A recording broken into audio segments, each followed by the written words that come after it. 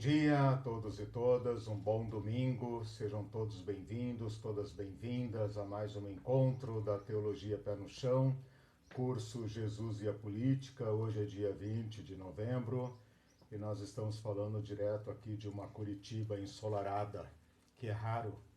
É verdade. A Irene está aqui, Oi, gente. por trás dessa mão está ela. Louro José, Ela presente. está. E nós estamos aqui então para darmos seguimento ao nosso curso. Esse curso começou lá por volta de fevereiro, hoje é a aula 36. Acho que nós chegaremos aí até a 38, se der tudo certo, conforme o planejado.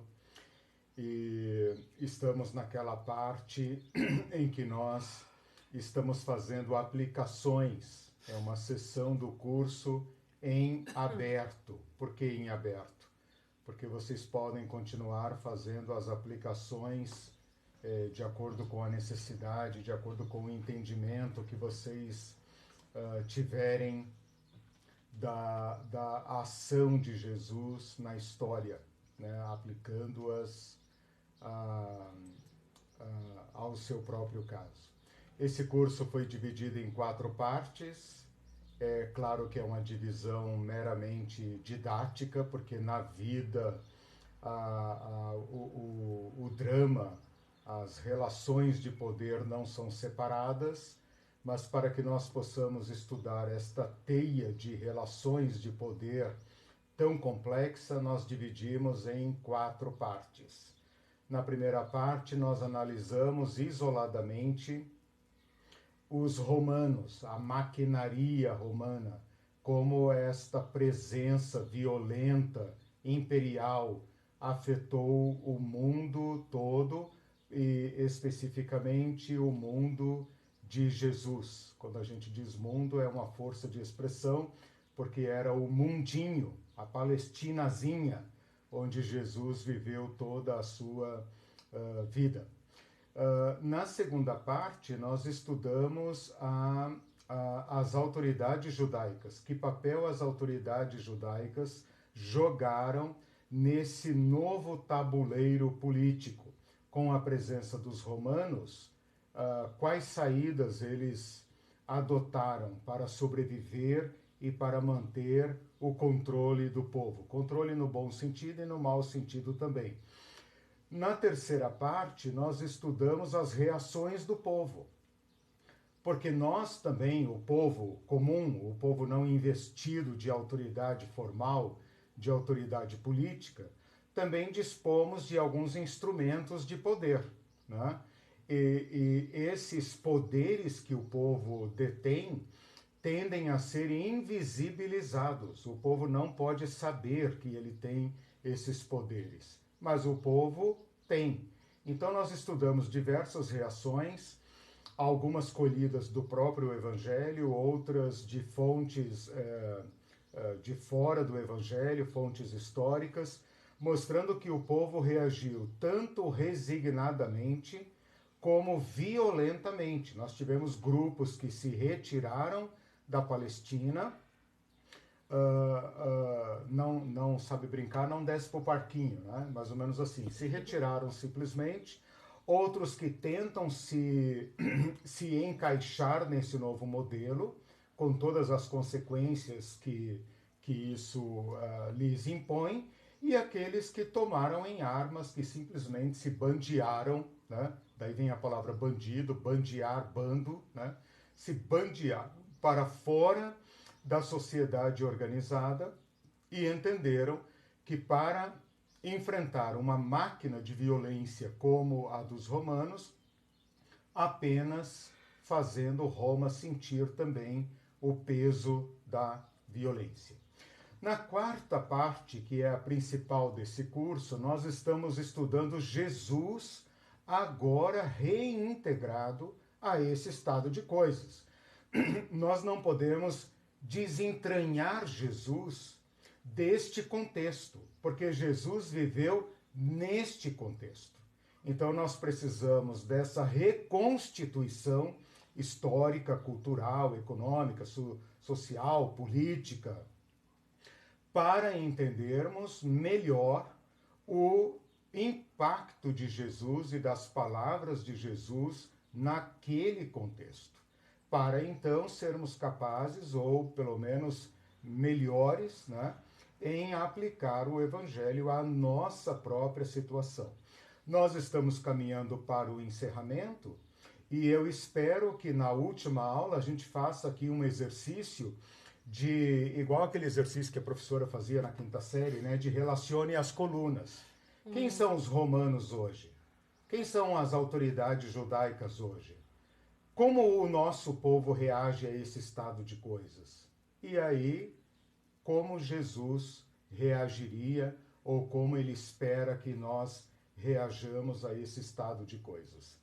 Nessa quarta parte, relacionada a Jesus, a gente estudou o que Jesus pensa sobre o poder, o que Jesus pensa sobre a diaconia, sobre a servitude, porque são palavras de uso comum, porém em Jesus elas recebem um novo significado. Então aqui tem um problema muito sério. Os crentes usam estas palavras, palavras até de Jesus, com base bíblica e tudo, porém com conteúdo imperial. E aí nós temos um problema. Por exemplo, toda autoridade foi me dada nos céus e na terra. Qual autoridade? A de César? Não, a de César Jesus renunciou. A autoridade segundo Deus. E é essa que nós devemos imitar. Esse é um simples exemplo. Nós analisamos diversos textos bíblicos para nos ajudar a elaborar esta didática de Jesus, essa proposta de Jesus. E nas últimas aulas, então, eu tenho feito exercícios de aplicação, ou seja, na prática. Como Jesus aplicou seu ensino àquele contexto em que ele viveu.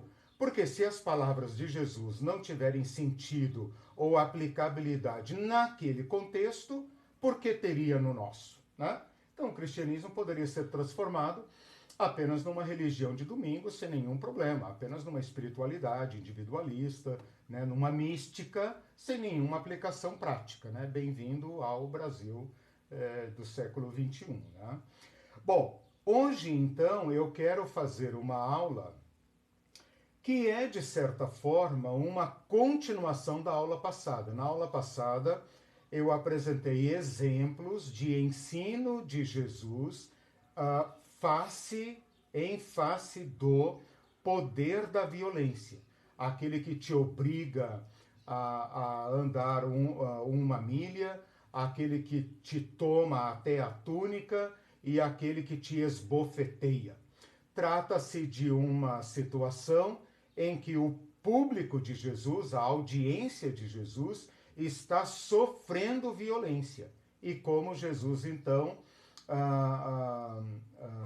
ensina a enfrentar a violência, desmascarando o mal, porque o mal tende a se mascarar sempre, né? Sem recorrer à violência. Então, a aula que eu quero apresentar hoje, o tema que eu quero apresentar hoje, é nessa mesma direção, porém agora num nível mais radical, né? Que é o nível da violência mais radical, aquela que ameaça a vida. Então, se na aula passada nós falamos de golpes, ou de saqueio, ou de coerção, agora nós vamos chegar ao, digamos, fim desta linha, que é o Império Romano como máquina de matar. Máquina de matar não apenas no sentido nazista, né, que industrializou a destruição de um povo, levando-os como se fosse uma linha de montagem para eliminação simples, né? Simples no sentido de não tem outro objetivo, não é meio para nada, né?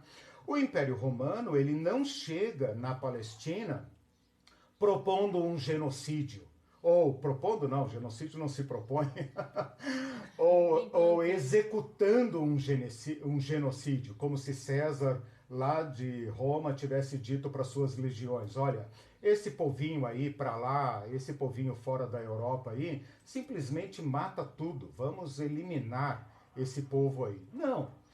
Roma chega nesses lugares, por exemplo, na Palestina, que é o que nos interessa, propondo uma pax, a famosa pax romana, que não é paz coisa nenhuma. É uma coisa mais ou menos assim: nós estamos aqui, nós viemos dominar, claro que eles não dizem isso, nós viemos tomar tudo que é de vocês, e vocês têm apenas duas opções: ou vocês aceitam e nós então lhes damos o direito de viver. Se vocês não aceitarem, vocês serão escravizados, assassinados, punidos e tal. Ora, uma proposta indecente dessa não pode ser aceita, né? A não ser pela via da violência. Qual violência? Uma violência generalizada? Não. Essa violência generalizada, ela em princípio não é interessante para Roma, porque mortos não produzem, mortos não pagam imposto, mortos não plantam, mortos não trabalham.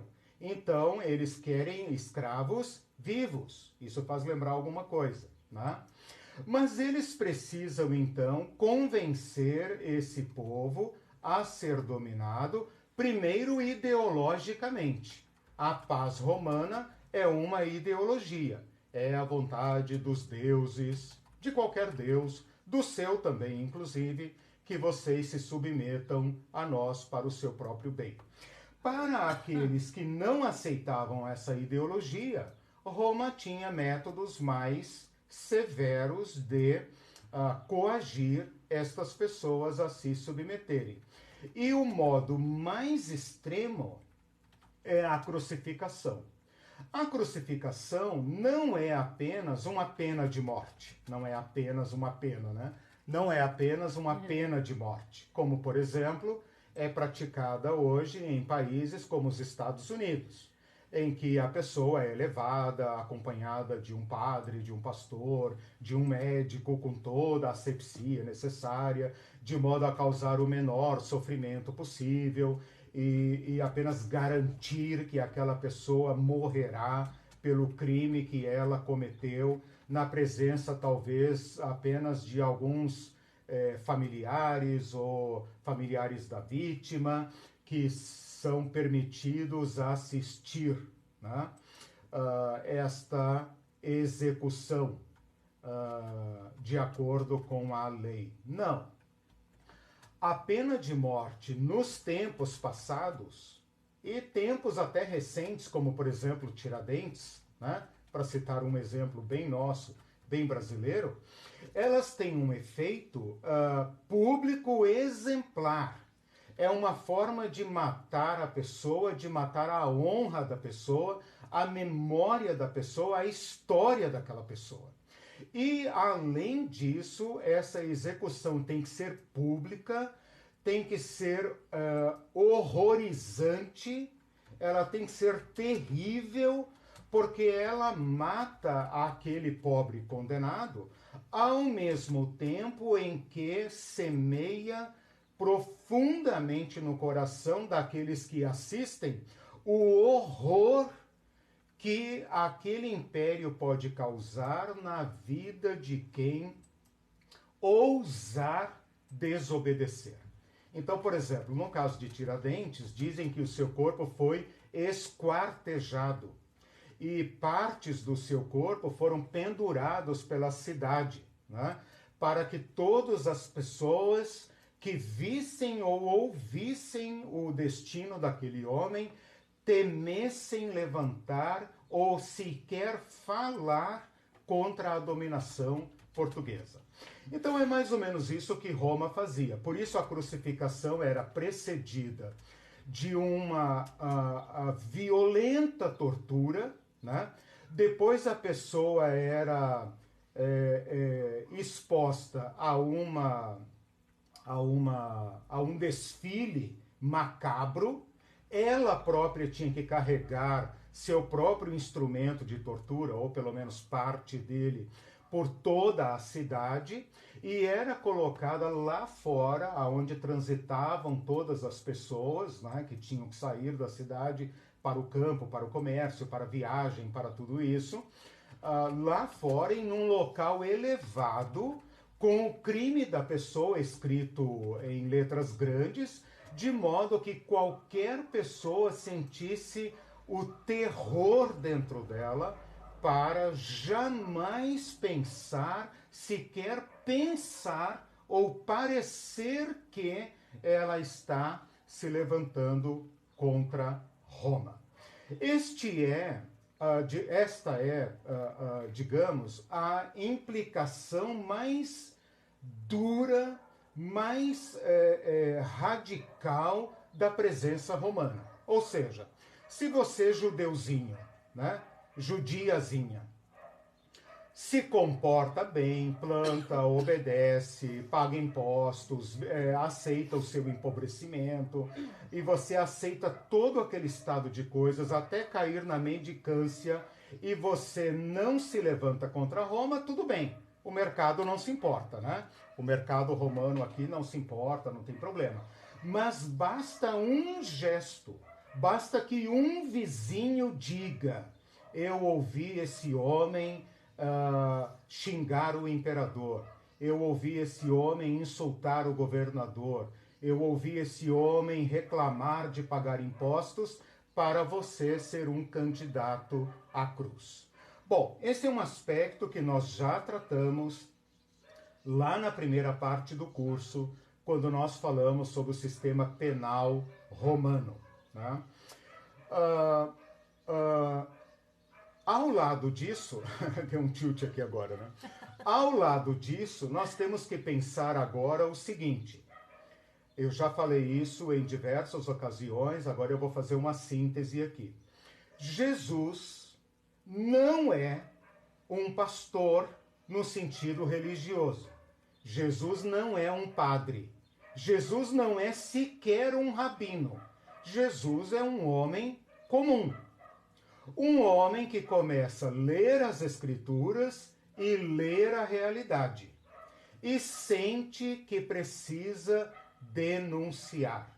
Jesus não é um judeuzinho que vai abaixar a cabeça e dizer sim, senhor, para Roma, sim, senhor, para o sacerdote, e vai obedecer às autoridades, porque elas foram constituídas por Deus, seja nazista, seja romanista, seja fascista, seja bolsonarista, não importa, cabe a nós abaixar a cabeça. Não. Jesus vem na linhagem e na tradição dos profetas. E os profetas são aqueles que leem as Escrituras e, portanto, pelas Escrituras, conhecem a Deus e as demandas de Deus. E, por outro lado, leem a história e fazem esta aplicação da ética de Deus, das reivindicações de Deus à história. E, portanto, não podem mais se calar. Tem que anunciar a mensagem de Deus e tem que denunciar. Anúncio e denúncio, né? Anunciar e denunciar. E é isso, então, que Jesus começa a fazer. Por isso, ele vai ser reconhecido como um profeta. A mulher samaritana olha para ele e fala: Senhor, vejo que és um profeta. Ela não disse: vejo que tu és Deus, ou vejo que tu és o Filho de Deus. Jesus tinha a cara de profeta, né? A cara rude de um homem pobre judeu. Este Jesus começa a fazer anúncios e denúncias de fortíssimas implicações contra César. Fortíssimas implicações contra aquela maquinaria romana e judaica que se aliam para oprimir aquele povo, principalmente o povo pobre, levando-os ao desespero. E esta mensagem, então, de Jesus, que nós espiritualizamos, teologizamos, antes de tudo é uma mensagem profética de denúncia. Quando ele fala arrependam-se, mudem a cabeça, olhem direito, porque é chegado um novo reino, ora, a lei da física política, né? Brincadeira. Lei da física aplicada à política. Dois reinos não ocupam o mesmo espaço, nem dominam o mesmo povo ao mesmo tempo. Então, ou você pertence ao reino de Deus, ou você pertence ao reino de César. Vocês não podem mais servir dois senhores ao mesmo tempo. Ou Deus é o Senhor, ouve, ó Israel, o Senhor teu Deus é o único Deus. Ou César é o Senhor, ou César é Deus, com toda essa parafernália que sustentava a presença do império ali. Bom, o que nós temos aqui até agora então? Vamos ver se dá para entender. Nós temos de um lado a presença romana com a sua violência latente e radical. Se você não ameaçar Roma, se você não atentar contra Roma, Roma oferece a você a paz da dominação. Ou seja, eu te domino em paz. Eu te domino, te exploro, te roubo, te saqueio, te destruo, mas não te mato. Ou então, nós fazemos da sua morte um espetáculo, um horror para os seus próprios companheiros, de modo que o seu nome se tornará uma maldição. Cada Jacozinho poderá dizer para o outro Joãozinho, dizendo, viu o que aconteceu com fulano? Viu o que aconteceu com Barrabás? Então, cale a boca e trabalhe. Do outro lado, nós temos Jesus, um homem que veio sem nenhuma credencial, a não ser aquela do profetismo, e que apregoa uma mensagem cuja aceitação implicaria imediatamente num confronto com Roma. E então, esses discípulos de Jesus vão entrar em rota de colisão com Roma. Roma vai, então, primeiro esbofeteá-los, que é o que nós falamos na aula passada. Roma vai impor um sistema econômico cruel a ponto de tomar a roupa do seu corpo. Roma vai abusar do direito de obrigar você a transportar as quinquilharias e bugigangas que ela trouxe. Mas não ficaria nisso. Os discípulos, nesse enfrentamento dos romanos, correriam risco de morte. E morte na cruz. E é aqui que nós temos que chegar hoje. Nós estamos diante de um Cristo que nos convida a um novo modo de existir, um novo modo de ser. É libertador, é maravilhoso, aquece os nossos corações, ótimo. É uma nova ética, é uma nova economia, é uma nova sociedade, é uma nova cultura. Ok, tudo lindo e maravilhoso. Se não fosse o modo contrário de existir. Qual? Aquele tipificado por Roma em conluio com a religião judaica, que achou um modo, vocês sabem disso, já falamos bastante, de se colocar ao lado do opressor contra o seu próprio povo, dando uma legitimidade teológica, dizendo para o próprio judeuzinho, se vocês não estão sendo ouvidos porque vocês não se submetem o suficiente. O problema de vocês é falta de submissão. Se vocês se submeterem mais ainda, Deus terá misericórdia de vocês e Deus livrará vocês. Portanto, diante desta ameaça romana, e sabendo que esta ameaça romana iria afrontar diretamente os discípulos e poderia paralisar os discípulos Jesus então faz uma proposta. E é esta proposta que eu quero hoje estudar com vocês. É como então se Jesus estivesse dizendo: vamos pelo caminho de Deus? Ou como se Jesus estivesse falando: fulano, vem comigo. Fulano, vem comigo. Vem, me segue. O evangelho está repleto desses convites, né?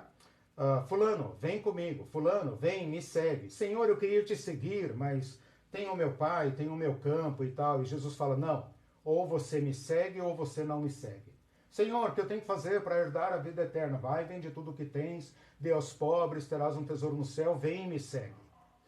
Esse chamado de Jesus poderia se tornar inoperante em face de Roma. O que é que nós vamos fazer com as ameaças romanas? Jesus responderia à pergunta da seguinte forma: eu estou indo para ficar cara a cara com os romanos. Eu estou indo para ficar lá onde está o maior perigo. Eu vou em Nazaré, eu vou na Galileia, eu vou em Cafarnaum. Senhor, mas Herodes quer te matar. Vai e diga para essa raposa, essa filha, que eu prego, anuncio, faço e vou quanto eu quiser. Eu não tenho medo dele. Senhor, nós vamos para Jerusalém, mas os caras querem te matar lá. João 11. Jesus fala: não são 12 as horas do dia? Quem anda na luz não tropeça. Me convém fazer a vontade do meu Pai. Vamos para Jerusalém. Então Jesus está dizendo para os seus discípulos o seguinte: se obedecermos os romanos, eles podem nos bater? Quer dizer que se nós desobedecermos os romanos, eles podem nos matar? É isso que eles podem fazer? Então eu tenho um conselhinho para vocês. Tomem desde já a cruz. Antecipem-se. Tomem desde já a cruz. E vivam como pessoas já crucificadas. Pronto, está resolvido o problema romano. Para aquele que, de antemão, já coloca sobre si, já traz para si, já encarna em si a maior ameaça que Roma poderia brandir na frente deles, para aterrorizá-los, para paralisá-los, para convencê-los a obedecer, Roma perde completamente o poder sobre eles. Então, o que Jesus está dizendo aqui é o seguinte: quer dizer então que se nós não obedecermos os romanos e enchermos as paciências deles, eles vão nos matar. Então vamos fazer o seguinte: andem desde já como pessoas crucificadas. Assumam desde já o risco de morrer por esta causa.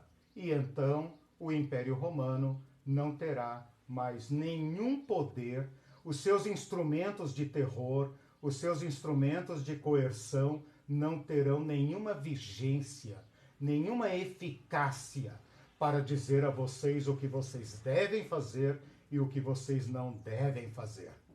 Vocês me chamam de mestre e senhor? Eu de fato sou. A ninguém chameis vosso mestre, a ninguém chameis vosso senhor. Quem os romanos são para ensinarem religião para vocês? Quem os sacerdotes pensam que são para colocarem outro senhor sobre vocês? A ninguém chameis vosso pai, a ninguém chameis vosso senhor. Quais são as implicações práticas disso? Nós correremos riscos, senhor. É? Então vamos fazer o seguinte: ao invés de fugirmos do risco, vamos para cima deles e vamos já assumir esse risco. E então Roma não terá mais nenhum poder para nos coagir ou para governar nosso destino, para regrar, regular, reger nossas vidas. Essa é uma lição extremamente implicante para mim, né? Ela é talvez a lição mais difícil, aquela que mais me captura. E é nesse espírito, com o coração estremecendo diante das palavras de Jesus, que eu queria convidá-los a essa reflexão. Então eu fiz aqui agora uma apresentação do problema e, sinteticamente, uma proposição de Jesus. O que eu passo a fazer agora é tecer alguns textos bíblicos, ou melhor, apresentar e argumentar alguns textos bíblicos e depois a demonstração prática de como isso poderia funcionar. Eu lanço aqui uma frase que me foi inevitável não lembrar, Martin Luther King, que falou: se você ainda não achou uma causa pela qual vale a pena morrer, você ainda não achou uma razão de viver. Todos nós buscamos uma razão de viver. E a razão de viver de muitos de nós é viver. O mais longe possível, é evitar todos os riscos. Martin Luther King, que é talvez o evangélico mais famoso a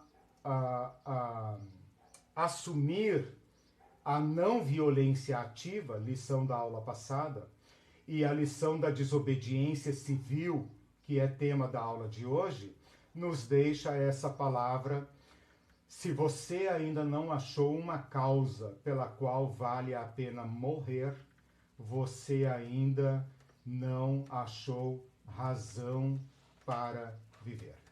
Mas então... Perguntas, comentários, como é que nós estamos até agora? Estamos bem, mas a aula, o tema é um pouco assustador, né, gente? Vocês não assustam, não? Eu acho que o mais assustador de todos, porque Jesus vai tocar no ponto fundamental. Exatamente. O ponto fundamental. Pelo que nós vivemos, o que rege a nossa vida, quem são os senhores ocultos da nossa vida. Né? Porque a gente está acostumado a espiritualizar esse texto também, né? Aquele que não toma a Não, cruz. calma. Ah, tá, ok. E aí você vai hoje, pelo jeito, detonar isso. Eu quero apresentar uma leitura evangélica, né? Não religiosa, evangélica, da proposição de Jesus. Bom, nos textos bíblicos que nós lemos até agora, nas aulas passadas, naquela parte em que eu analisei com vocês diversos textos bíblicos, nós tocamos nesse ponto aqui. Então eu vou fazer aqui alguma memória para vocês. Naquele texto principal de Mateus 20 a 28, que eu elegi como o texto principal desse curso, que é aquele em que Jesus fala: eu não vim para ser servido, mas para servir, tal como o Filho do Homem, que não veio para ser servido, mas para servir. Ele termina dizendo assim: e dar a vida em favor dos outros. Tal como o Filho do Homem veio para servir. Nós estamos falando de um poder-servitude. Qual é a relação de poder-servitude com os riscos assumidos contra a nossa integridade física? Jesus está dizendo o seguinte, na nossa Bíblia está escrito assim: veio não para ser servido, mas para servir. Em grego seria assim, a minha moda, né? Não para ser diaconado, mas para diaconar, né? Literalmente seria isso. Eu vim para ser o diácono do mundo. E o serviço que eu vim fazer é derramar minha vida. Ele fala: e dar a sua vida em resgate de muitos. Esta frase pode ser entendida assim: veio para servir, servir até o nível radical, até o ponto de dar a vida para quê? Como um mártir sem causa? Não, para libertar os outros. Redenção, né? Da vida em resgate de muitos. O que é o resgate? O resgate é a libertação daquele que está escravizado. Então Jesus está querendo dizer o seguinte: o que rege a minha vida é servir a Deus. E o modo como eu sirvo a Deus governa a minha vida de modo tão profundo, tão radical, que eu vou nesta linha de servir até o ponto de derramar minha vida. Porque este serviço, essa caminhada de serviço, tem o poder de libertar os outros. O poder opressor não pode fazer nada contra uma pessoa que se libertou, a não ser matar. Jesus está dizendo o seguinte: neste meu serviço, neste meu reino, nesta minha proposta libertadora, eu acredito tanto nela, eu acredito tanto que este é o modo melhor e mais libertador de ser, que eu irei às últimas consequências, porque é a única forma de libertar. Você já percebe que eu estou fazendo uma leitura contextual da palavra de Jesus. É claro que depois nós vamos entender a teologia da cruz, da redenção, do perdão de pecados e tudo mais. Eu sei disso. Porém, quando estas palavras foram ditas antes da morte de Jesus, supondo que elas foram fielmente registradas, e eu posso defender essa posição, Jesus está dizendo o seguinte: vocês querem os primeiros lugares? Esse modo de ser é opressor. Se você está no primeiro lugar, no segundo lugar, é porque o resto está lá embaixo. Então não tem libertação por esse caminho. O Filho do Homem não veio reproduzir isso. O Filho do Homem veio se tornar o último, veio se tornar o mais baixo. Por quê? Porque só assim poderá haver libertação. O problema é que os Césares do mundo vão reagir. Claro que eles vão reagir.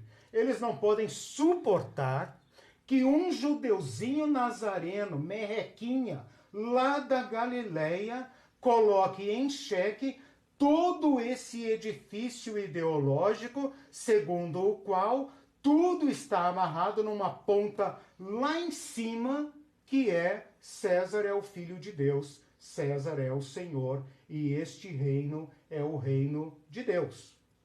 César não pode admitir isso, porque isso é falso. E se alguém falar o rei está nu, acabou a farsa. Todo mundo vai ver que o rei está nu. Lembra daquela parábola, né? Do rei que pede uma roupa para o alfaiate não consegue fazer, e aí o rei vai lá, ele não tem roupa nenhuma para oferecer, ele finge que veste o rei de uma roupa, e o rei olha estranho e fala: pô, mas eu tô pelado. Não, sua majestade, é que essa roupa é tão especial que ela é invisível. E vamos desfilar. E então fazem aquele desfile, e todo mundo finge que o rei está vestido de uma roupa divina, maravilhosa. Todo mundo desvia o olhar, porque é magnífico. Até que uma criança, com quem ninguém combinou, né, fala: o rei está nu, o rei está pelado. E aí todo mundo... Então Jesus é mais ou menos essa criança que fala assim: César é um homem, César não é Deus. E todo esse edifício vem abaixo. Por isso Jesus tem que ser liquidado. Mas Jesus está dizendo o seguinte: eu acredito no Evangelho. Acredito no que o Pai me confiou para fazer. Acredito na salvação. E vou me derramar em serviço ao outro.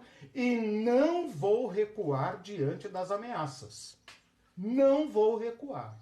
Por isso irei até o fim, até que a minha vida seja colhida, porque os opressores não permitirão que eu institua esse novo modo de ser.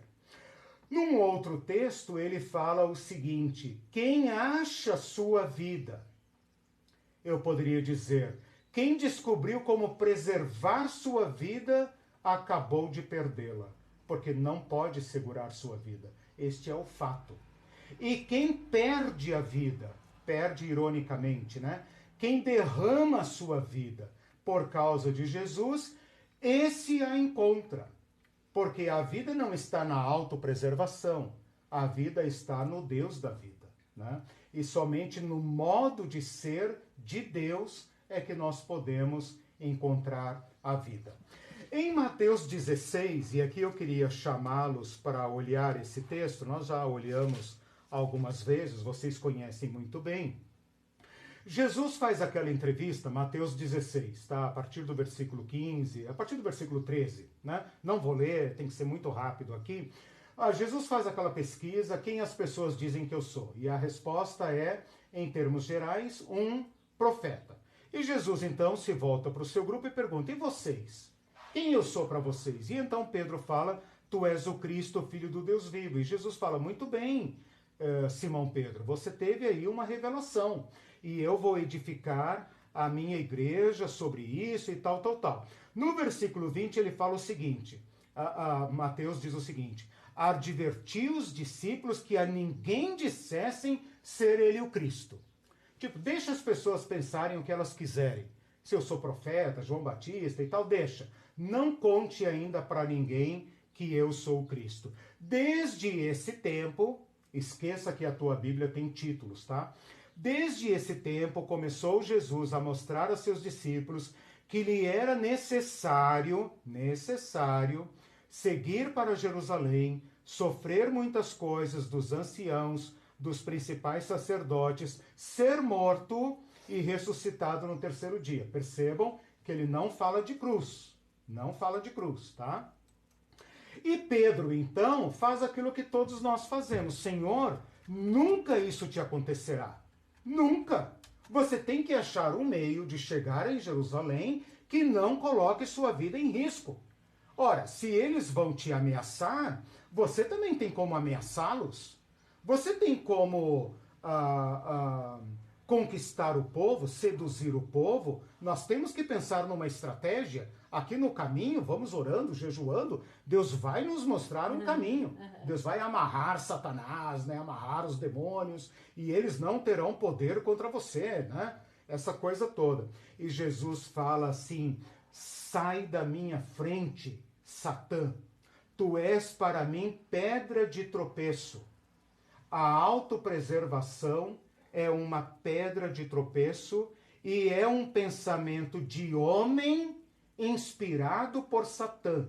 É um pensamento humano inspirado por Satã.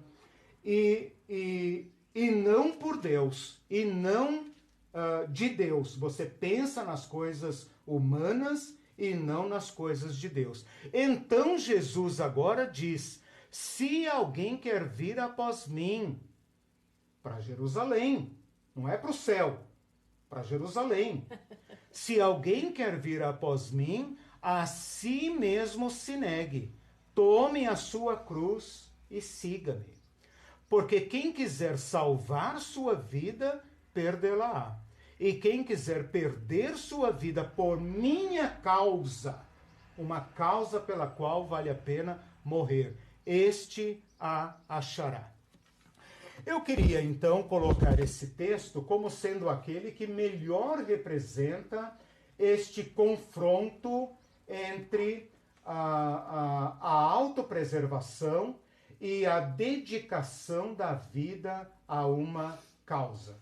O que Jesus está dizendo aqui claramente é o seguinte, vocês não podem preservar suas vidas.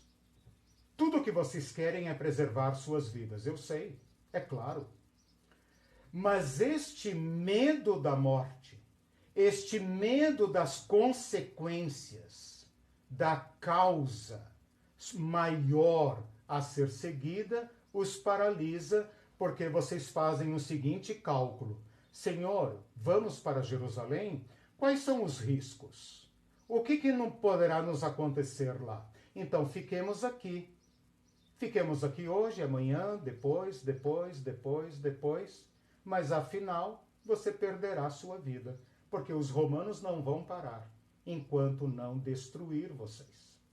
Então as forças que ameaçam a vida não estão nesses que nos coagem, nesses que nos ameaçam.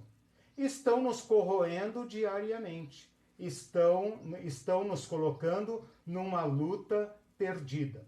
No curso que eu dei agora nas sextas-feiras passadas sobre a antropologia, eu falo sobre essa questão do morrer e da ressurreição. E um texto que eu queria colocar aqui é um de Hebreus 2,15, que pouquíssima gente lê, nunca vi ninguém pregando sobre esse texto, que fala que Jesus nos livrou do pavor da morte, porque nós todos estávamos, por causa do medo da morte, estávamos escravizados pelo diabo. O diabo escraviza, porque o jogo aqui é o seguinte: se você fizer isso, você vai se danar. Se você obedecer a Cristo nesse ponto, eu vou te destruir. E você, então, pelo pavor da morte, se mantém paralisado. O diabo é bom nisso. Lá em Jó, naquele debate aquele debate poético, né, entre Satã e Deus, Satã diz o seguinte para Deus: pele por pele, e tudo quanto o homem tem dará por sua vida. Nossa. Toca nele para você ver. Não, medo Toca disso. toca nele para você ver se ele não vai blasfemar de você na sua cara. É filosofia diabólica, na Bíblia. Filosofia diabólica, mas está na Bíblia, né? Já que falou. No final, então, no final da vida de Jesus, sua ressurreição é o exemplo máximo de que o império não pode deter. A ressurreição de Jesus é a resposta final de Deus contra a opressão e a violência. E por causa deste modelo de Jesus, deste exemplo de Jesus, a igreja primitiva parte para o confronto com Roma. Ela vai e volta, ela vai aprendendo. Ela vai, ela volta, ela se esconde, os discípulos são açoitados, são dispersos, são empobrecidos, são peregrinos, alguns são mortos, depois a tribulação vai se intensificando, mas o Estado romano, né, o poder romano, começa a dizer: o que a gente faz com esse povo? Daí que vem aquela expressão, né? O sangue deles é fertilizante. O sangue deles é como adubo. Quanto mais morrem, mais eles amam, mais eles se entregam. São excelentes pessoas, são pessoas amáveis, cuidam de todos. Como enfrentar esse povo? E então a igreja faz a sua caminhada até que depois ela assume. Qual foi o grande pecado da igreja? Um grande pecado da igreja. E é o pecado da igreja hoje, né? Quando ela teme as consequências do evangelho, teme as implicações do senhorio de Cristo e faz acordo com o Estado para o Estado protegê-la. O Ariovaldo Ramos, uma vez, numa das suas pregações, ele fala isso: a igreja não depende do Estado, de forma nenhuma. O Estado não pode perseguir a igreja, está na lei. Mas a igreja não buscará os favores do Estado, não fará negócio com o Estado em troca da sua autopreservação. A igreja é protegida por Jesus Cristo. E se Jesus Cristo não proteger a igreja, num dado momento, é porque Jesus está chamando a igreja ao martírio. Simples assim. Agora, então, eu apresentei aqui alguns textos bíblicos, né? Agora eu quero propor para vocês uma leitura evangélica desses comandos de Jesus. Tudo bem? A Denise está dizendo que a vassoura santa foi ungida com capricho hoje. Hoje está difícil, gente, mas perseveremos. Vamos lá. Hoje acho que não é a vassourinha, não, é o... O Carlos também falou que está assustador. É o cabo da vassoura hoje. Verdade. O Carlos disse que está assustador também. Mas gente, a gente tem lido, né, e todos vocês têm lido, o caminho de pessoas que deram a vida por uma causa, né? Por uma causa até às vezes ilusória, mas deram a vida por uma causa, né? No final dessa aula vocês vão perceber como nós somos adulados para não reagir, né? Nós estamos num nível de renúncia ao Evangelho, às implicações do Evangelho, que talvez o povo de Jesus não experimentava. Porque o povo de Jesus não tinha conforto em lugar nenhum, era aceitar ou aceitar, né? Nós hoje não. Nós hoje estamos num nível de conforto que torna essa palavra de Jesus quase que ofensiva aos nossos brios, né? E é aqui que nós precisamos, então, meditar. Eu disse o Pedro, o zelote sendo zelote. Exatamente. Exatamente. Bem colocado, né? O Pedro aqui pensa como um revolucionário. Ok, se ele era zelote, influenciado, ex-zelote, não importa. Ele pensa como um estrategista político. Sim. Ora, senhor, peraí.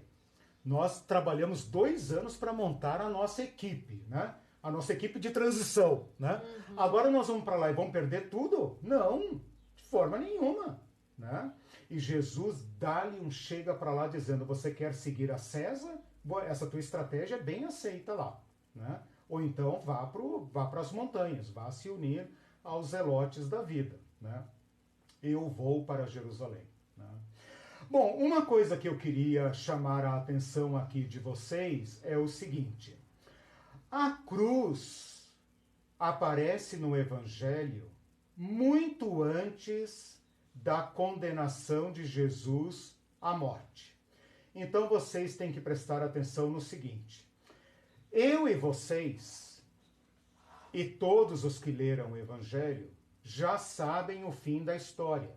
Nós sabemos que Jesus foi crucificado, nós sabemos como ele morreu, nós sabemos como foi sepultado, nós sabemos que ele se ressuscitou, tudo bem, nós sabemos tudo isso. Mas isso é para nós como alguém que já conhece o final da história. O exercício que nós temos que fazer aqui é um exercício, digamos, em duas dimensões, digamos assim, né?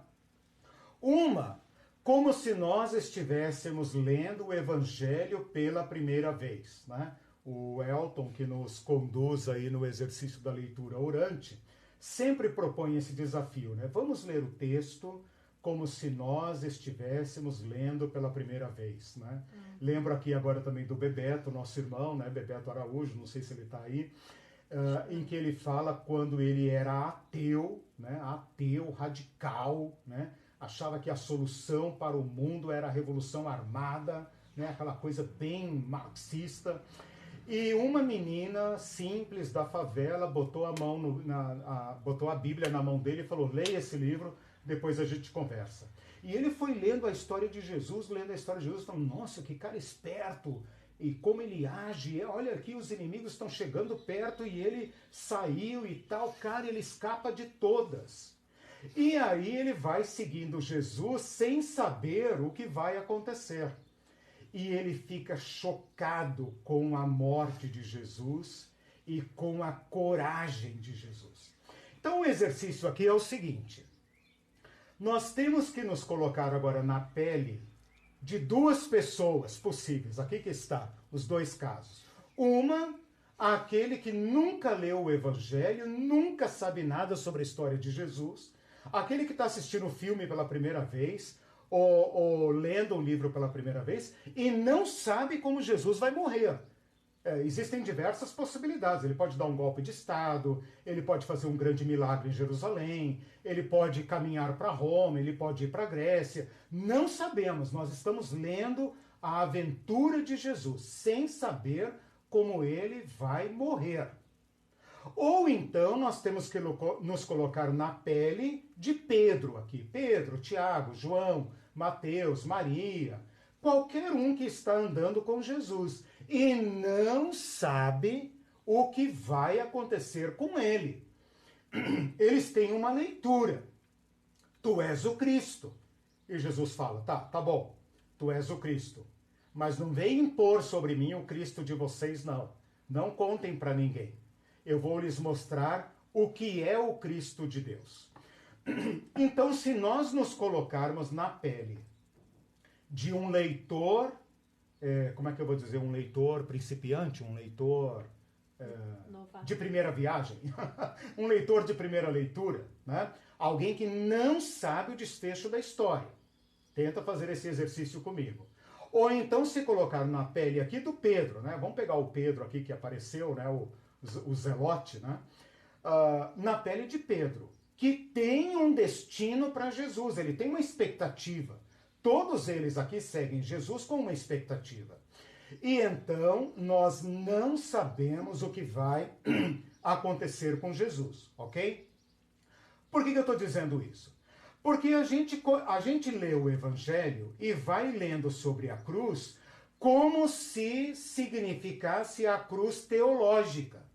Como se os discípulos já soubessem que Jesus iria morrer na cruz. Eles não sabem. Então você precisa agora aceitar esse meu desafio para você ler as referências à cruz como os discípulos entenderam. Então vamos lá de novo.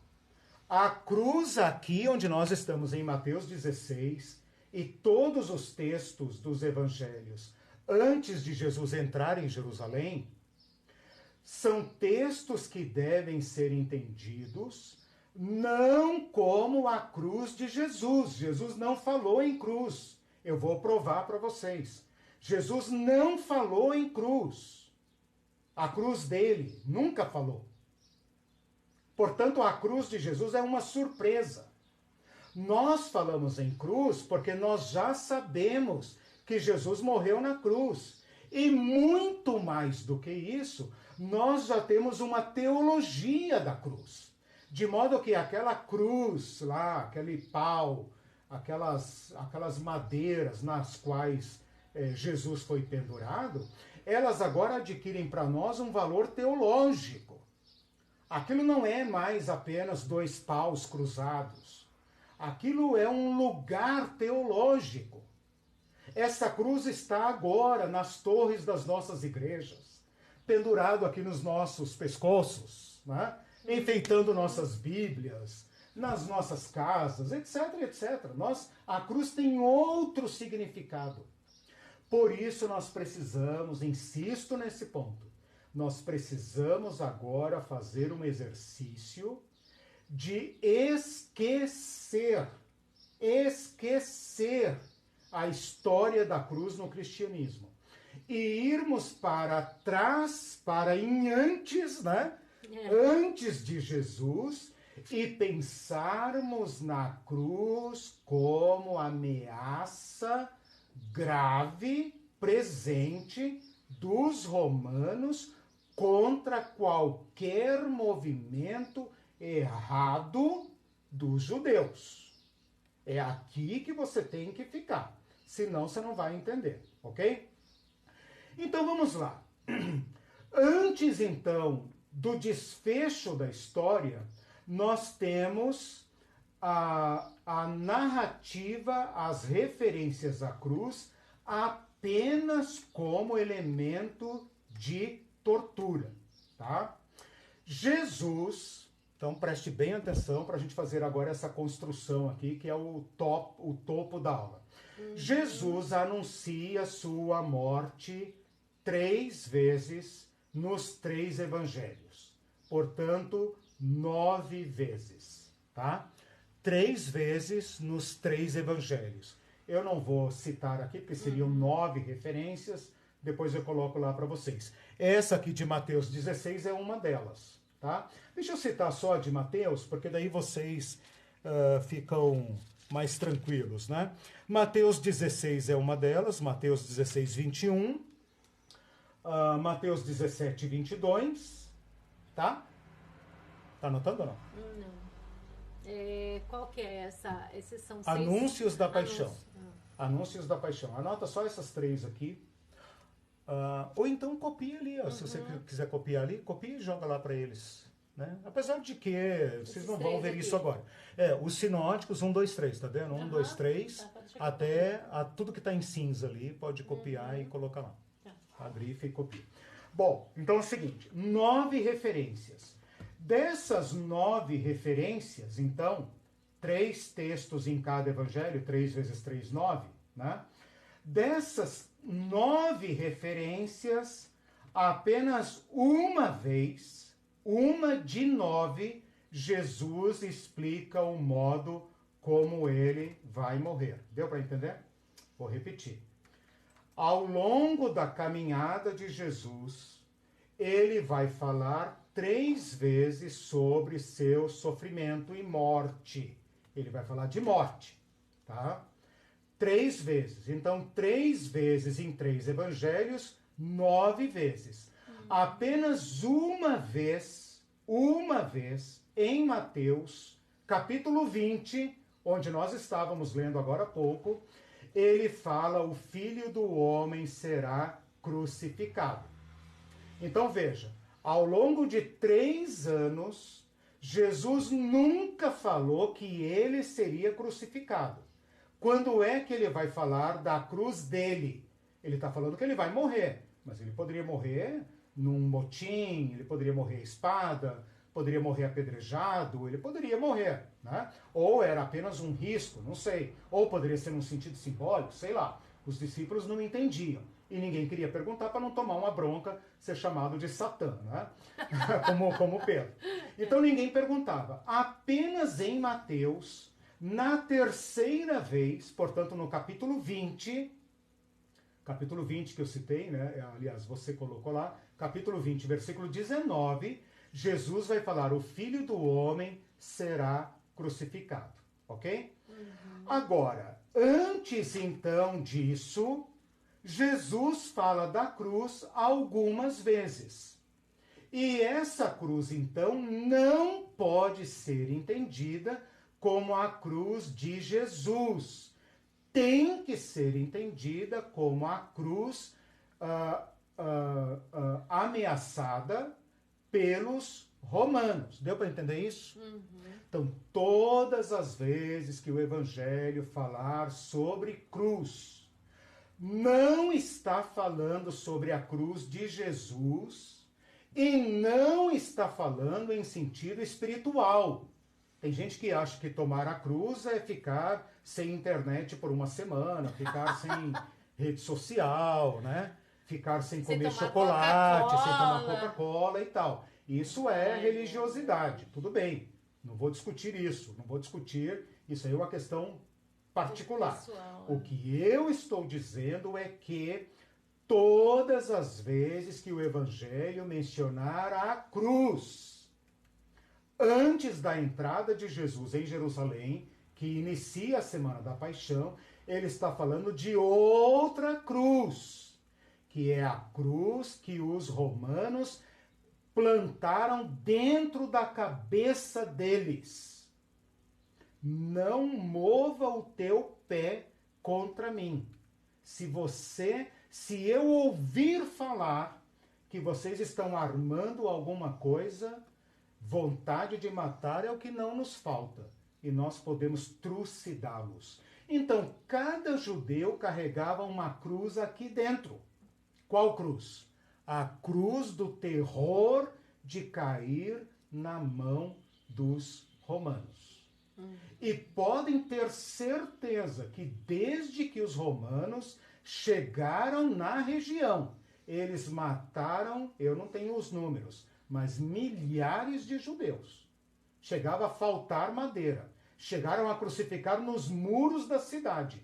Crucificaram de todo jeito, né? Então, homens e mulheres, crianças, velhos e etc. Não menosprezem o terror que esta ideologia tinha nesta situação, ok? Uhum.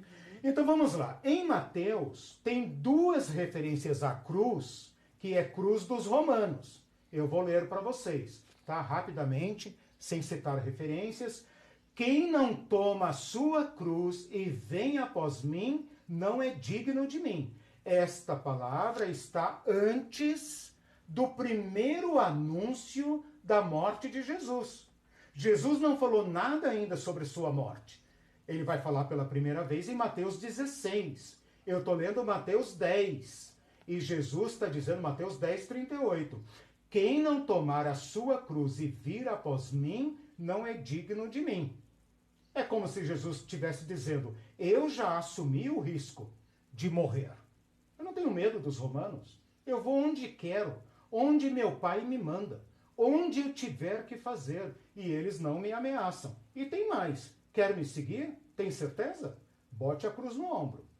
Tira a cruz aqui do terror dos romanos, bote ela nos seus ombros, aquele travessão aqui, e já exiba para os romanos. Tipo, o que vocês podem fazer contra mim? Né? O outro texto está em Mateus 16, 24. Se alguém vem após mim, eu estou indo para Jerusalém. Não é seguir para o céu, não. É seguir para Jerusalém. É bem geográfico aqui. É histórico-geográfico. Né? Espacial-temporal. Se alguém vem após mim, a si mesmo se negue, tome a sua cruz e siga-me. Jesus está dizendo, eu não tenho medo de morrer. Eu acabei de dizer o que me aguarda lá. Eu não tenho medo. Mas se vocês querem ir comigo para Jerusalém, são essas as condições. Assuma desde já o risco de morrer. Em Marcos tem 3 anúncios também. 3 anúncios não. 3 referências à cruz. Né? Desculpa. Eu estou lendo rapidamente que me confundi com os números, né? Marcos não menciona a cruz em nenhum dos 3 anúncios da paixão. Claro, eu já falei que só Mateus menciona a cruz de Jesus, Marcos então não menciona. E ele menciona a cruz do discípulo uma vez. Marcos é mais econômico, ele tem menos palavras de Jesus, ele só tem 16 capítulos, e grande parte desses capítulos se referem à crucificação. Então tem apenas uma referência que está em Marcos 8,34. Se alguém quer vir após mim, a si mesmo se negue, tome a sua cruz e siga-me. Este é um texto paralelo de Mateus 16. Então Marcos 8 e Mateus 16 é o mesmo relato. E ainda assim é literal também, por causa do contexto. Sempre literal. Literal, e não é a de Jesus. Então não é apenas literal. É a cruz como terror romano. Certo. Não é a cruz de Jesus. Né? Eles não sabem, lembra do nosso exercício? Eles não sabem que Jesus vai morrer na cruz. Não leram a história e estão andando com Jesus. E andando com Jesus, Jesus poderia dizer para eles, o que foi, pessoal? Estão com medo? Estão com medo do quê? Jesus, você não sabe que a nossa caminhada com você para Jerusalém nos coloca na linha de tiro dos romanos? Jesus está dizendo, gente, pensei que eu tivesse sido claro. Nós vamos enfrentá-los de peito aberto. Nós vamos já colocar sobre nós a sentença de morte. E eles não poderão fazer mais nada contra nós. A questão é, vocês acreditam no Evangelho? Vocês acreditam na causa do reino de Deus ou não? Vocês podem tomar o cálice que eu estou para beber? Sim, Senhor, podemos. Vocês beberão. Não percam por esperar, vocês beberão. Bom, então Mateus falou 2 vezes, Marcos falou uma vez, mas é repeteco de Mateus. E Lucas também não fala da crucificação de Jesus nos anúncios da paixão, mas menciona a cruz dos romanos 2 vezes. Um é no primeiro anúncio da paixão, então semelhante a Mateus 16 e semelhante a Marcos 8. E ele faz um acréscimo, tá? Então aqui que é importante comparar versões. Ele fala uma expressão a mais, ele fala assim: se alguém quer vir após mim, a si mesmo se negue, dia a dia tome a sua cruz e siga-me. Parece que o Lucas quis dar aqui uma nota de esclarecimento ao significado do convite de Jesus. Ou seja, o discípulo de Jesus é aquele que todo dia já para Roma está crucificado. Ou seja, o que Roma pode fazer contra mim? Me matar? Bom, comigo não rola mais. Porque hoje eu já estou crucificado para Roma. Hoje, o modo como eu vou agir, como eu vou comprar, como eu vou atuar, já vai me colocar em linha de tiro com os romanos. E a segunda expressão de Lucas, eu falei que Lucas fala 2 vezes, é também um repeteco de Mateus, quando ele fala: qualquer que não tomar a sua cruz e vier após mim, não pode ser meu discípulo. O que Jesus então está dizendo, o que nós concluímos desse nosso exercício? Que antes de Jesus morrer na cruz, e antes de qualquer teologia sobre a morte de Jesus, o seguir Jesus, não seguir no sentido de ser crente hoje, não, ainda, o sentido prático, concreto, real, visual, horrendo, psicológico, ideológico, de seguir Jesus era risco de vida. E para que este medo de Roma não paralisasse os discípulos, Jesus fez a eles uma proposta. A única forma de vencer o medo da punição é se antecipar a ele e assumi-lo de antemão. Jesus está tocando no ponto mais doloroso do segui-lo. Jesus está tocando no ponto mais doloroso. Roma usava este instrumento de morte e tortura para manter milhões de pessoas subjugadas. Jesus tocou no ponto nevrálgico desta relação de terror, dizendo: para vencer o controle do terror, é necessário morrer para este controle. Onde que a gente morre para este controle? Aqui. Os discípulos não andaram carregando toras de madeira pela Palestina. É claro que eles vão morrer de morte violenta, nós sabemos disso. Nem todos, mas eles vão morrer, na sua grande maioria, de morte violenta. Eles não andaram carregando toras, né, de madeira aqui, ou travessões de madeira nos ombros. Mas aqui, o controle ideológico que Roma exercia sobre eles foi desligado. Então, o Walter Wink, que é um teólogo especialista, já falecido, infelizmente, faz 10 anos que ele faleceu, conheceu Martin Luther King, conheceu diversos movimentos de não violência e de desobediência civil no mundo. Ele fala o seguinte: antes de ser livre do sistema de dominação, é necessário morrer para o seu controle. E o controle se dá aqui.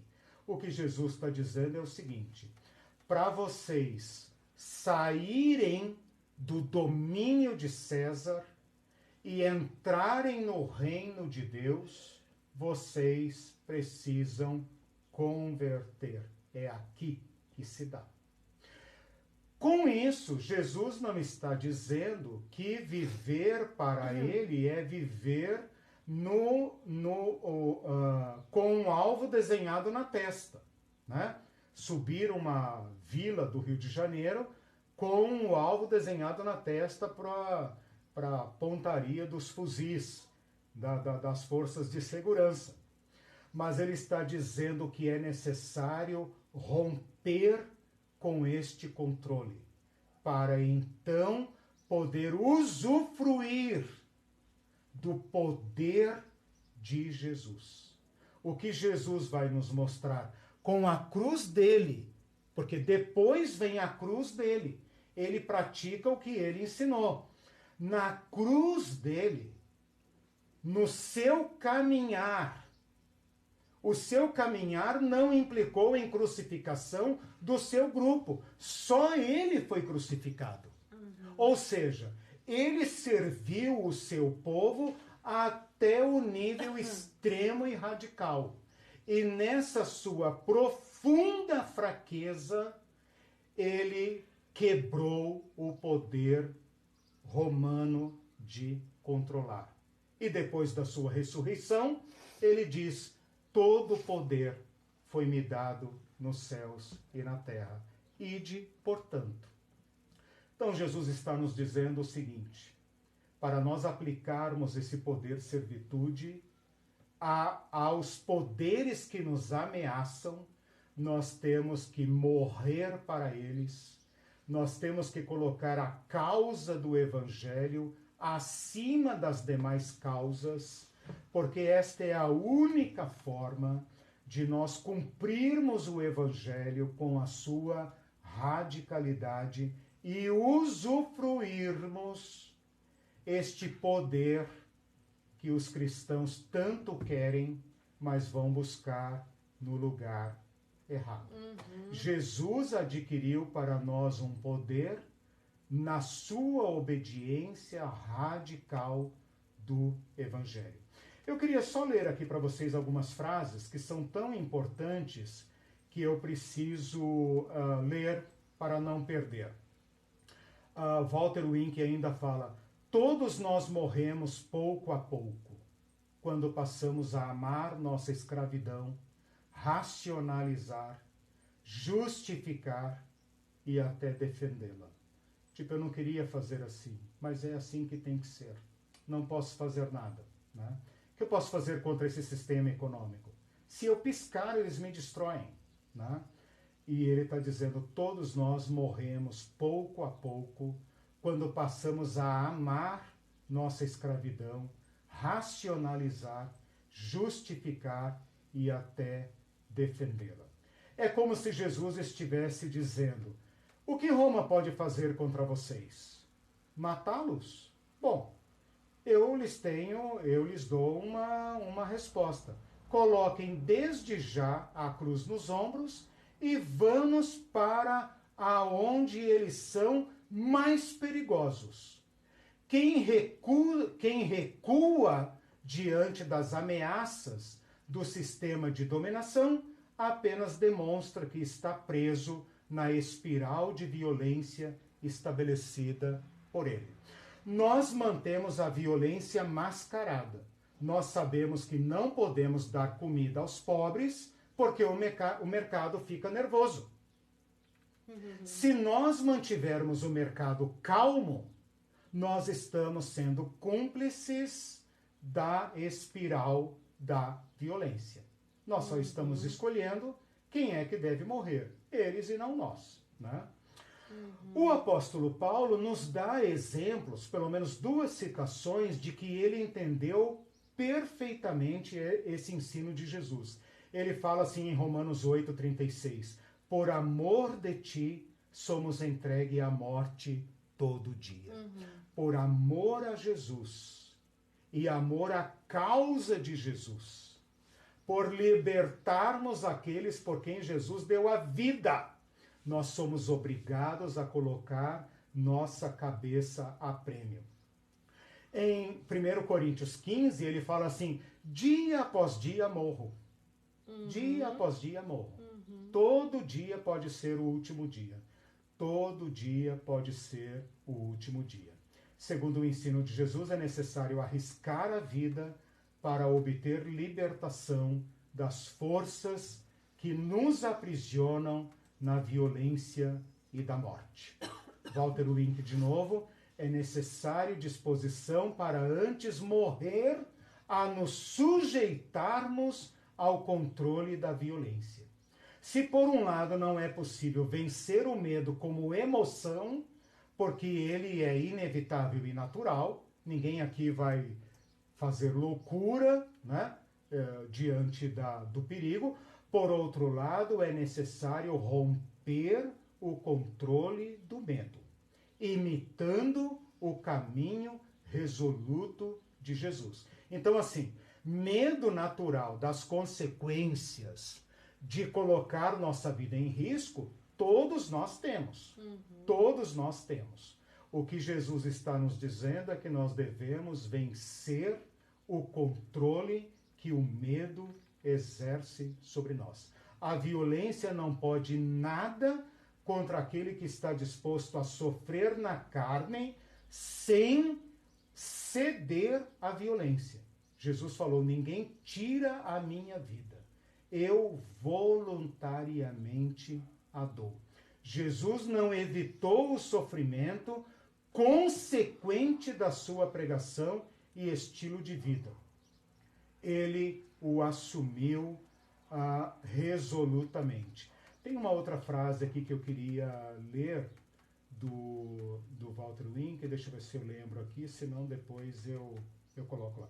Bom, mas tudo bem, eu já avancei bastante, deixa eu abrir aqui para alguns comentários. Ótimo. Eles não me abandonaram não, né? Não. Estão aí. Gente, estamos Ainda todos juntos no mesmo barco.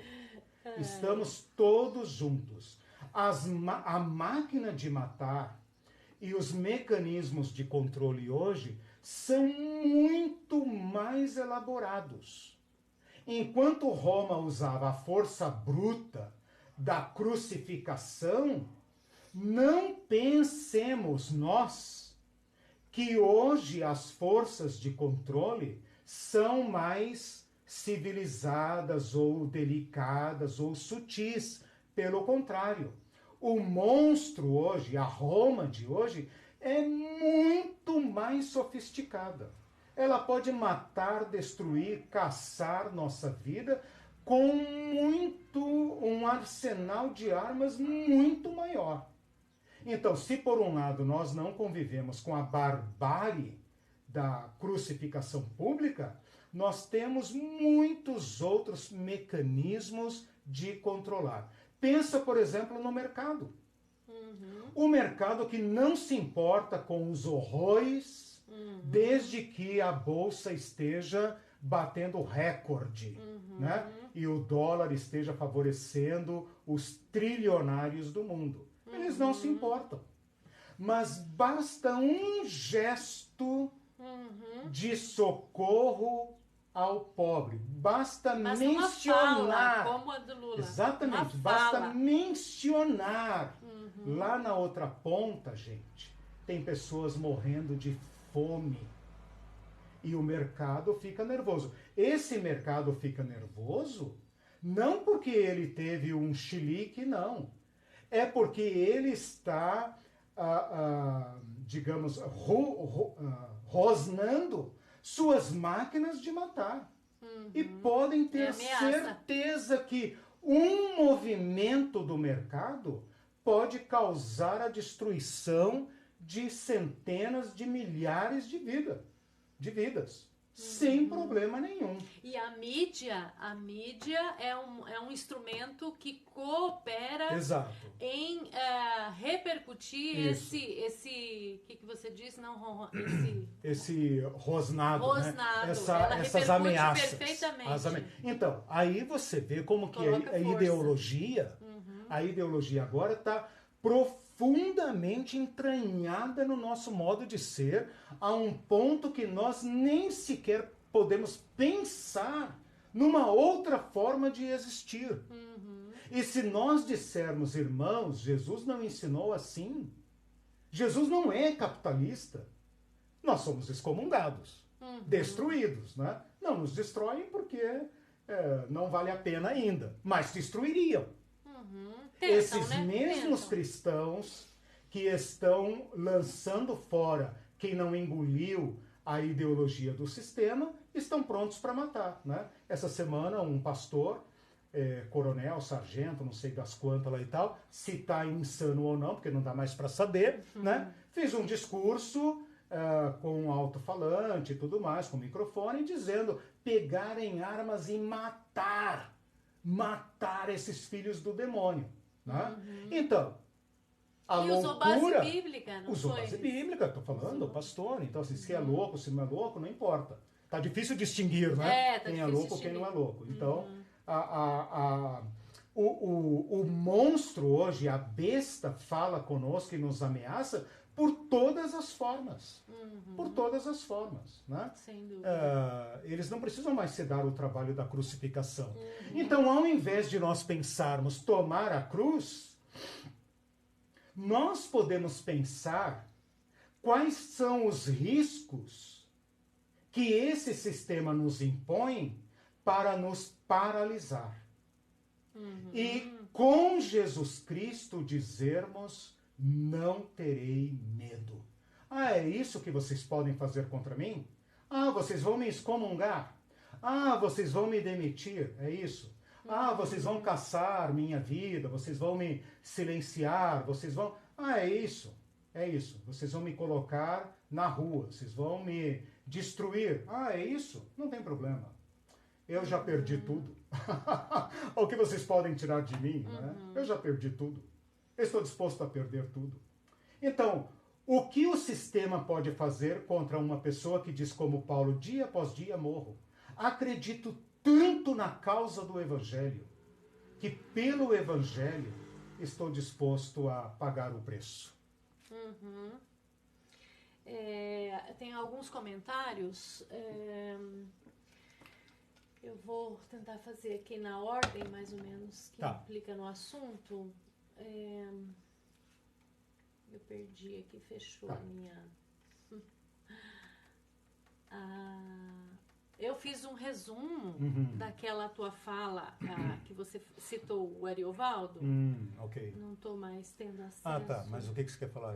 A gente pode comentar. Não, é que daí em cima daquela fala, eu falei que a igreja não pode fazer barganha com o Estado e mesmo que a consequência disso, de não fazer, importe em martírio. Sim. E daí a Rosana Prado disse assim, a igreja assume uma posição muito pior.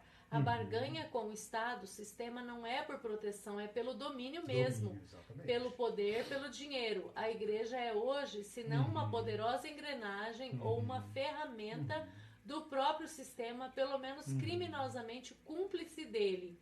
E aí ela não quer mais favores, ela quer o Estado inteiro. Exatamente, não quer favores, ela quer dominar agora, né? E aí a Tatiana concordou, infelizmente é isso mesmo, e a Marlene já repostou essa frase.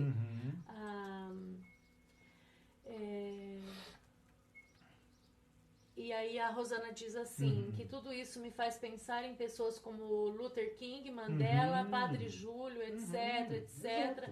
E crer que eles entenderam e se apossaram desse ensinamento de Jesus, né? E às vezes, vamos ser francos, às vezes nós mesmos, pelos nossos posicionamentos, embora a gente não esteja na posição deles e não sejamos conhecidos, né, como Padre Júlio na atualidade e tal, a gente...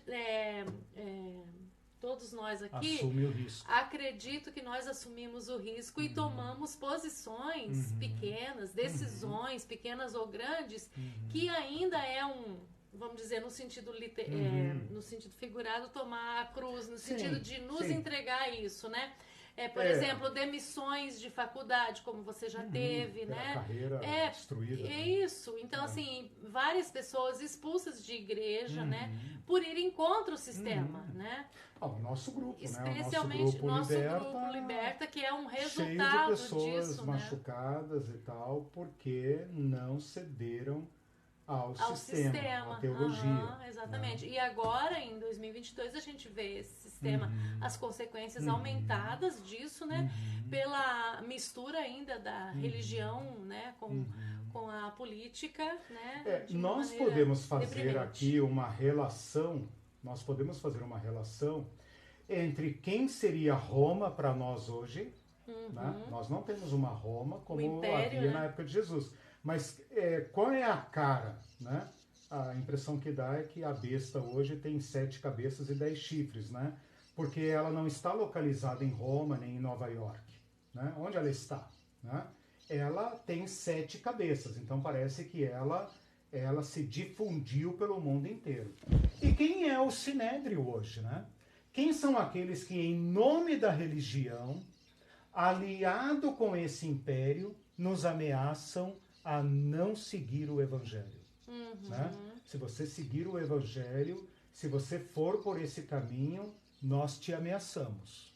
Nós podemos pôr sua ambição a perder. Né? A resposta que, né, como a Irene falou, a resposta que se dá a isso é: assuma o risco pelo Evangelho, né? Na caminhada de Jesus Cristo. Tem cristãos assumindo causas que não são causas de Jesus, né? E aí morre por seus próprios as próprias consequências dos seus atos. Mas nós podemos, agora que nós estamos caminhando para o final do curso, né, não mais da aula, mas do curso, nós podemos ir pensando: quem é Roma hoje? Lembra que eu falei na primeira aula? Esses poderes tendem a se invisibilizar. Quem é Roma hoje? Quem é o Sinédrio hoje? Quem é o templo hoje? Né? A Rosana falou aí da igreja que quer dominar o Estado. Né? O nosso Sinédrio, né? O nosso templo. Né? Toda essa teologia que nos convence a nos submetermos à Roma de hoje, né? À besta de hoje, porque esta é a vontade de Deus. E se você não se submeter, você está insultando a Deus. Jesus foi chamado de demônio, né? Jesus foi chamado de endemoniado, né? Como pecador. Esse homem ofende a Deus, né? Tem uma poesia aqui que o Walter Wink cita. Depois eu tenho mais de um poeta cristão, acho que luterano, não sei bem o nome dele, John Ylvisaker, que ele fala, num pedacinho da canção dele, ele fala: você não pode me matar, eu já morri, não está em seu poder meu destino decidir. Esta postura desconcerta completamente o opressor. Ele perde o cabo pelo qual ele nos prende.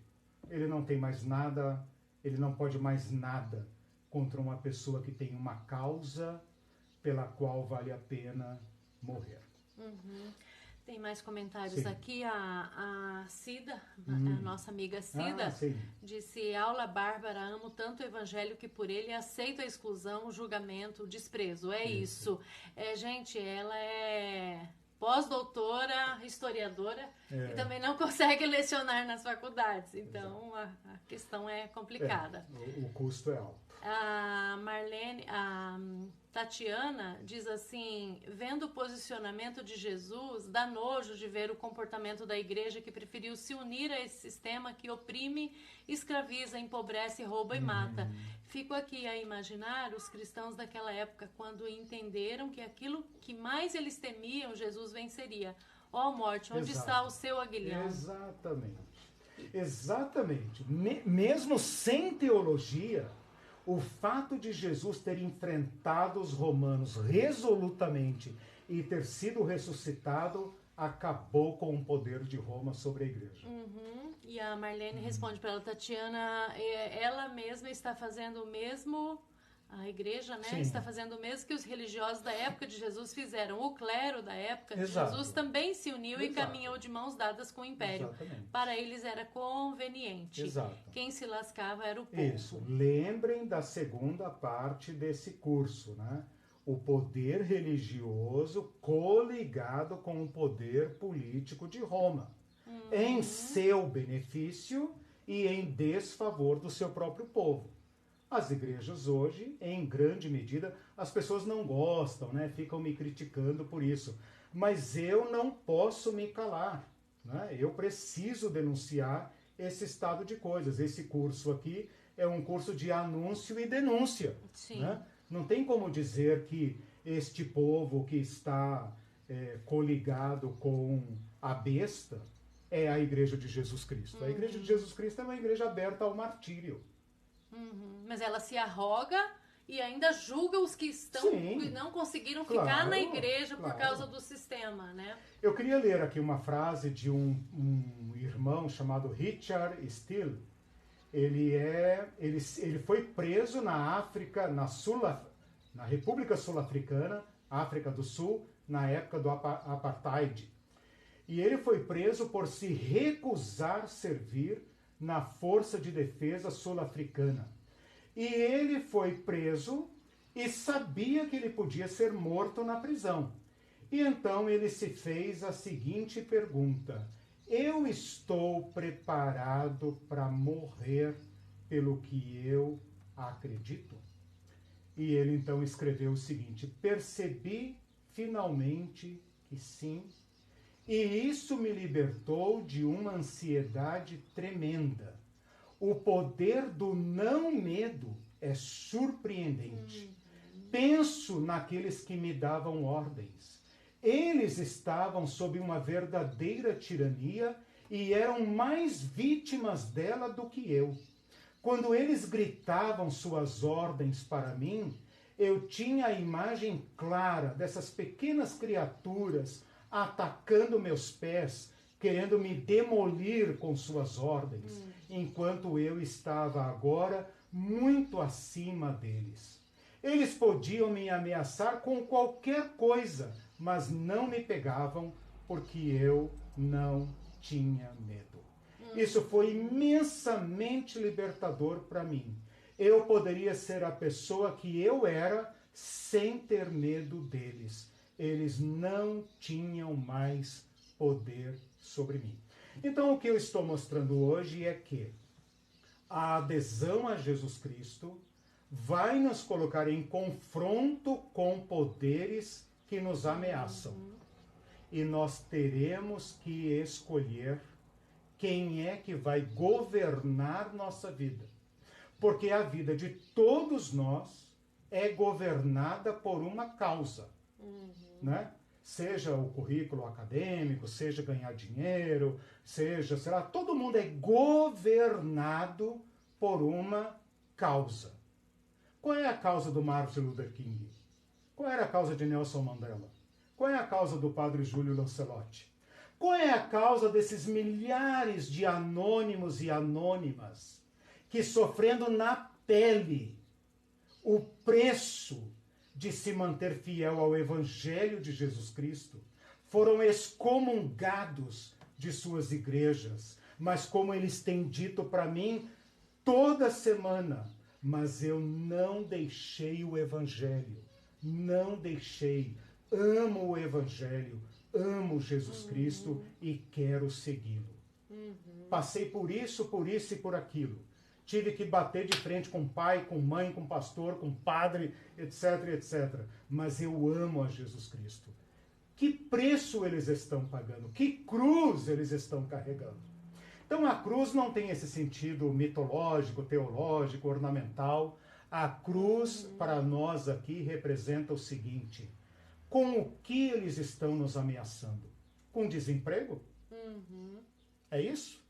Quer dizer que se eu seguir a Jesus Cristo e quebrar as regras do mercado, minha carreira está queimada? Bom, então... com a falta de comunhão da Eu igreja. estou disposto à economia solidária, eu estou disposto a ganhar a vida de outra forma, estou disposto a mudar de emprego, mas eu não renunciarei ao Evangelho. Como falta de comunhão com a igreja também, porque daí eles acusam, tipo assim, você tem que se enquadrar, porque senão você vai ficar, e aí tem um nome, aí a pessoa sai e, eu sou desigrejado. Sim. Não é, porque daí você está dando direito à igreja como oficial, e não é isso. Eu sou servidor público, eu sei dos riscos que eu corro por denunciar o que eu denuncio, não é? Tudo bem, é um risco baixo, tudo bem, cada um tem a sua cruz, cada um tem o seu monstro que ameaça. Né? Baixo, mas segurança econômica, segurança, entendeu? Quais são os riscos que a gente vai assumir para manter a lealdade a Jesus Cristo? Sim. Esse é o ponto. O Monte Branco diz assim, 2 últimos comentários: não se cale mesmo não, Eliseu. Siga denunciando, a sua voz reverbera longe. Amém. Vocês me fortalecem, eu fortaleço vocês. E assim a gente vai andando. E nós vamos caminhando, peregrinando, né? Peregrinando. Sem honras, sem lugares, sem primeiros lugares. Como anônimos. Né? Indo pelos caminhos de Cristo. Né? Como diz Hebreus, né? Cristo morreu fora da cidade. Saiamos a Ele. Né? Sigamos nosso Mestre pelos caminhos periféricos que Ele renunciou, né? Ao invés de pregarmos nas catedrais, vamos para os acampamentos, vamos para as ocupações, vamos para as beiras da cidade, né? Que o Evangelho seja anunciado sem reservas. A Cida diz assim: acabei de me dar conta do motivo de ter sido sempre excluída, desde sempre, desde a minha mais tenra idade, lá onde nasci, numa missão evangélica. Meu Deus, essa é a cruz. Que conclusão, né? Esta é a cruz. Com que eles te ameaçam? Você não pertencerá mais. Não pertencerá à nossa família, não pertencerá à nossa sociedade, não pertencerá. Né? Jesus fala, venham. Qualquer que tiver renunciado, pai, mãe, irmão, irmã, etc, ganhará. Eu tenho descoberto isso, né? Nós temos descoberto isso, eu tenho certeza que vocês também. Dezenas de irmãos e irmãs, né? Que nunca nos deixam sós, porque estamos unidos na causa de Jesus Cristo. E este andar nos ilumina. Né? A caminhada de vocês, a luta de vocês, Cida, e tantos outros que estão aí, né, que eu estou vendo aqui, nos iluminam e nos fazem crer que esse é o caminho de Jesus Cristo. Né? Nós sabemos o que nós não queremos de César. Nós sabemos o que nós perdemos. Né?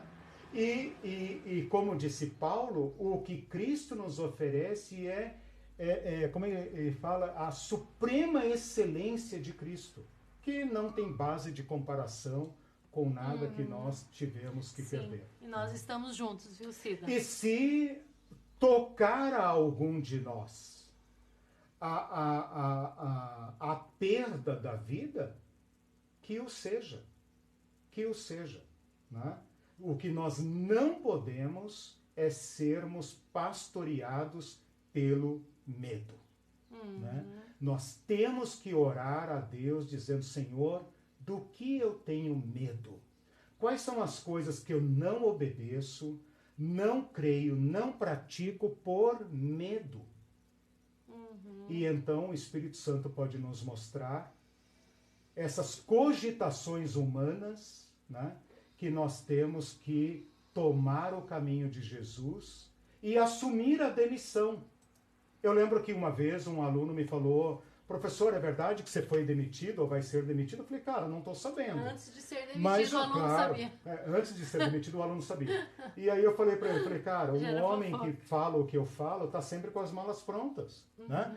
Esse é um pequeno exemplo de como você já assume a demissão. Eu já vivo demissionário. Então, a demissão vai chegar, mas cedo ou mais tarde ela vai chegar. Eles não vão me suportar. Né?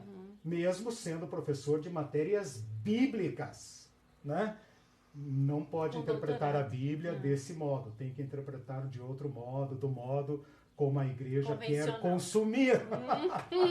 Exatamente. Tudo bem, gente. Últimos 2 comentários. A Rosana Prado disse: obrigada, querido casal. Siga resistindo, denunciando, profetizando. Mandou 100 estrelas. Rosana, muito obrigada por colaborar com o canal. E pela consideração de vocês também. Amém. E a Emma Portela diz assim: Jesus Cristo de Nazaré é maravilhoso e nunca nos abandona. Eliseu. Amém. Amém, Emma. Isso aí, irmãos. Boa semana para vocês. Tchau, gente. Tchau. Beijão Até para sexta-feira. todos. Tchau, tchau.